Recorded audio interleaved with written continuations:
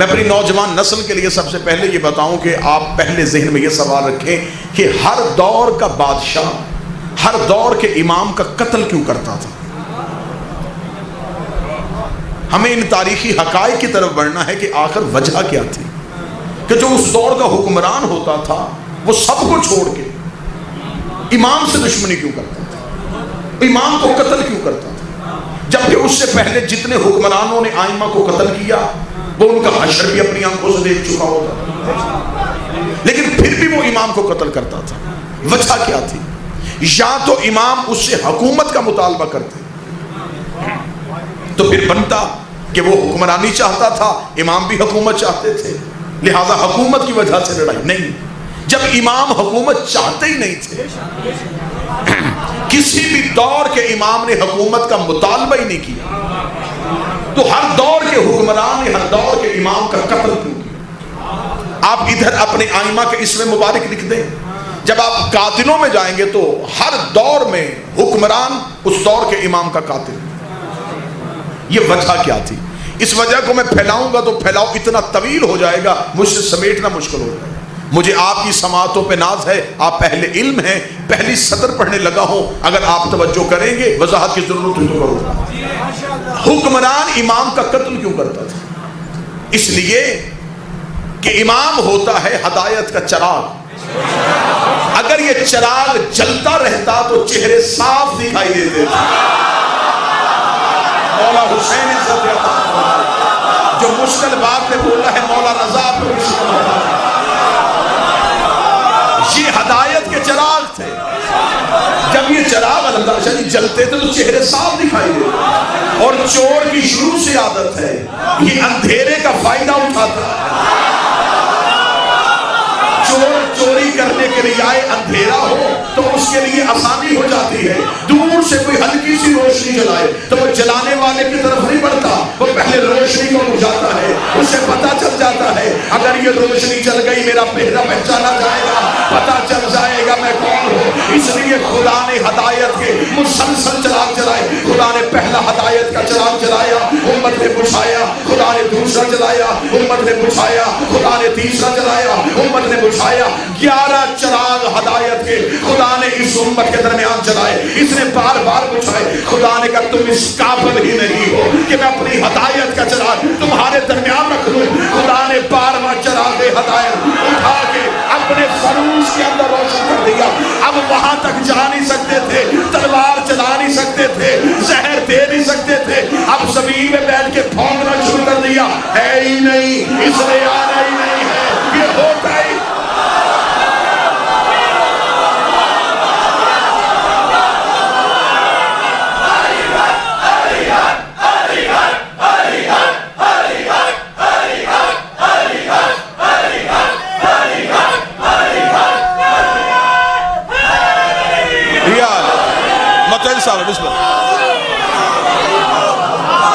اب جب 12ویں کو زہر نہیں دے سکتے تو اب زمین میں بیٹھ کے کریں ہیں تو نظر کیوں نہیں آتا؟ اب 36 ملکوں کی فوج اکٹھی کر، چاہے ساری دنیا کی فوج اکٹھی کر، یہ 12ویں کا ظہور روکنے کی تیاری کر رہے ہیں۔ اس لیے تو میر مونس نے کہا تھا فانوس بن کے جس کی حفاظت ہوا کرے وہ شمع کیا مجھے جسے روشن خدا۔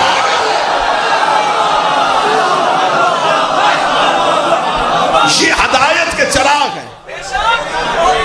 بادشاہوں کو پتا تھا کہ اگر یہ چراغ جلتے رہے ہمارے کردار نظر آئیں گے، لہٰذا انہیں بجھا دو تاکہ زمانے میں صرف اندھیرا رہے۔ جب ان کے چراغ جل جاتے تھے تو پھر لوگ ان کا کردار دیکھ کے بادشاہ سے پوچھتے تھے کہ اگر یہ موجود ہیں تو تخت پہ کیوں بیٹھا؟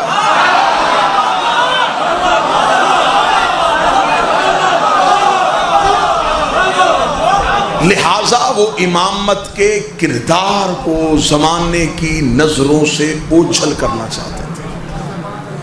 یہ قتل، یہ جو امام کو قید کرتے تھے یہ جسم قید نہیں کرتے تھے۔ اب ملتان ہو، میں اہل زبان میں بیٹھا ہوں اور پھر جملے کا قتل ہو جائے، یہ امام قید نہیں کرتے تھے، یہ کردار محمد کو لوگوں کی نظروں سے چھپاتے تھے۔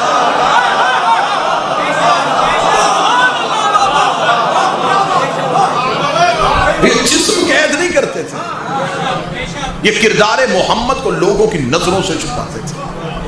لیکن ان بدبختوں کو یہ نہیں پتا تھا کہ سورج بادلوں میں چھپ بھی جائے،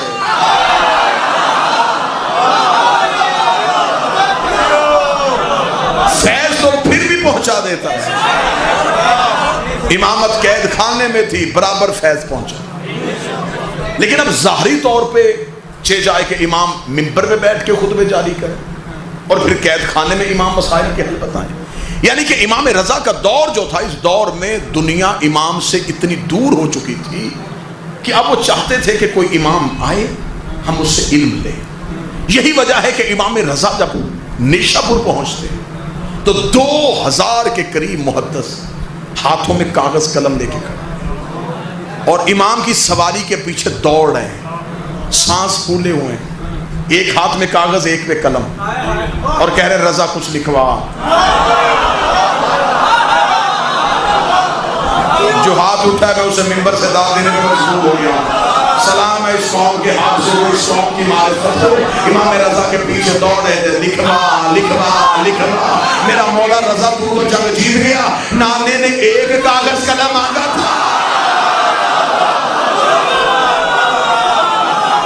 انہوں نے انکار کیا تھا۔ آج 2000 کاغذ قلم پیچھے لکھوا۔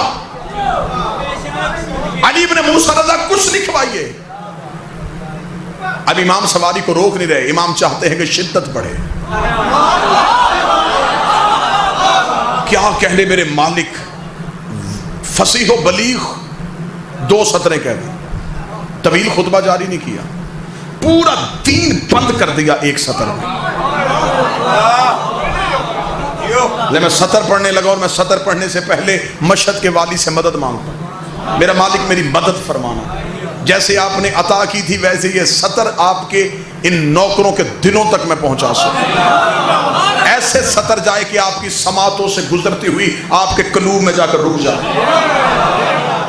امام پہنچے اور انہوں نے کہا کچھ کہیے۔ امام نے ایک حدیث کہی، اس حدیث کو کہا جاتا ہے حدیث سے سلسلۃ الذہب، سونے والی حدیث، ایسی بہترین حدیث جس کی ایک بھی کڑی غیر معصوم نہیں۔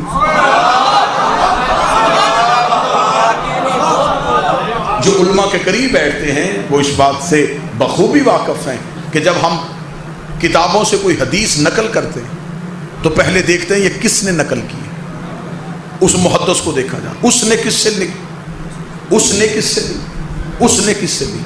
6 محدث مستند ہوں، 7واں مشکوک آ جائے، پوری حدیث مشکوک ہو جاتی کہ یہ 6 محدث ٹھیک ہیں لیکن یہ جو پیچھے 7واں ہے نا یہ مشکوک ہے، حدیث مشکوک ہو۔ اس لیے علماء کرام نے حدیث کی مختلف کیٹیگریز رکھی ہیں، یہ مرفوع ہے، یہ مرسل ہے، یہ مستند ہے، یہ موثق ہے۔ علم الرجال میں انہیں پرکھا جاتا ہے کہ کس حدیث کو کس کیٹیگری میں رکھنا ہے۔ اب امام نے حدیث کا سلسلہ پڑھا، ذرا سلسلہ سماعت کیجیے۔ پہلے کوئی حدیث پڑھی جاتی تو وہ کہے گا میں نے فلاں سے سنا، اس نے فلاں صحابی سے سنا، اس نے فلاں صحابی سنا۔ امام حدیث پڑھے، امام نے کہا سنو، میں نے سنا ہے اپنے باپ موسی کاظم سے،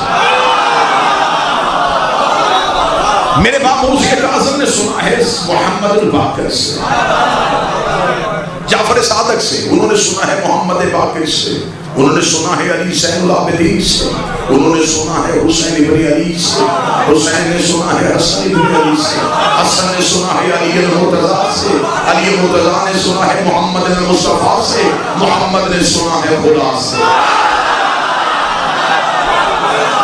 تیرے سلسلے کے صدقے، تیری سند کے صدقے، ایسی بہترین سند، ایسی مستند سند خدا سے لے کے خود تک متصل کی۔ لے جی، سند بڑی معتبر تھی، محدث تڑپے، سند بڑی اچھی ہے۔ حدیث کیا ہے؟ امام سواری سے اٹھے، چہرے سے نقاب ہٹایا، 2000 محدثین کی طرف سے کہا سنو، لا الہ الا اللہ حسنی، لا الہ ایک قلعہ ہے.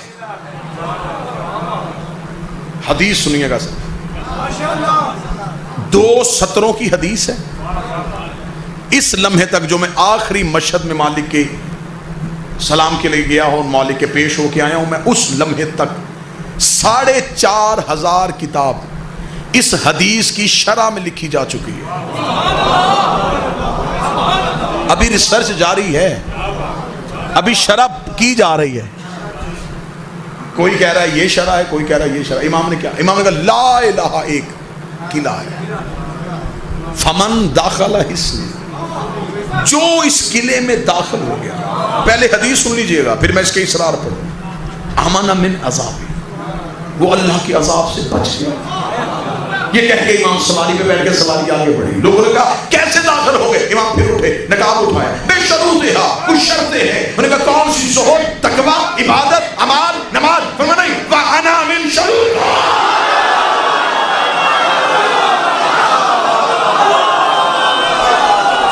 ان شرطوں میں سے ایک شرط.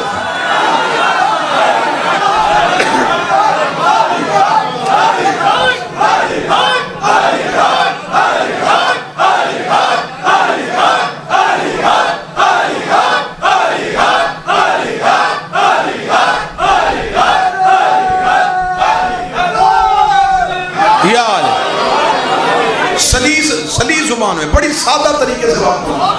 امام نے فرمایا لا الہ ایک قلعہ ہے. نہیں جی اب حدیث کی شرح سنی. امام نے یہ نہیں کہا لا الہ ایک گھر ہے. امام نے یہ نہیں کہا لا الہ ایک مکان ہے، لا الہ ایک عمارت ہے، لا الہ ایک مینار ہے، لا الہ ایک غار ہے. نہیں، ایک قلعہ ہے. مالک سر دے، راز دے. آپ نے قلعہ کیوں کہا؟ اس لیے کہ مکان کا دروازہ ہر کوئی جانتا ہے،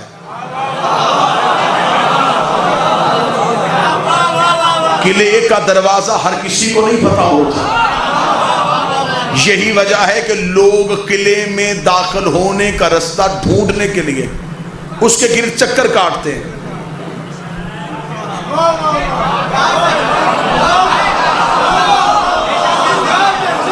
چکر کاٹنا اس بات کی دلیل ہے کہ ابھی تک انہیں دروازہ نظر نہیں آیا.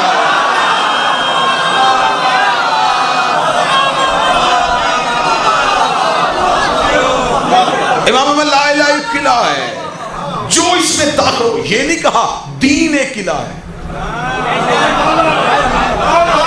جو صاحب عرفان بیٹھے مسلمان، امام نے یہ نہیں کہا اسلام ایک قلعہ ہے، مذہب ایک قلعہ. سمجھ نہیں، لا الہ ایک قلعہ ہے.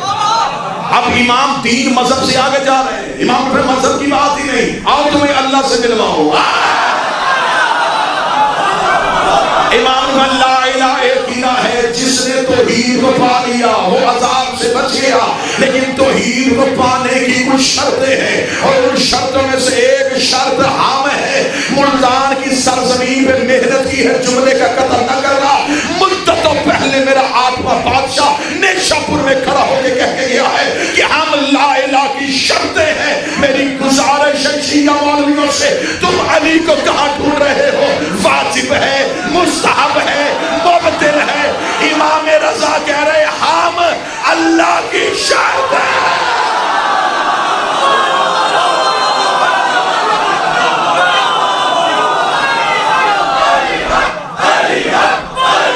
بسم اللہ. مولا حسین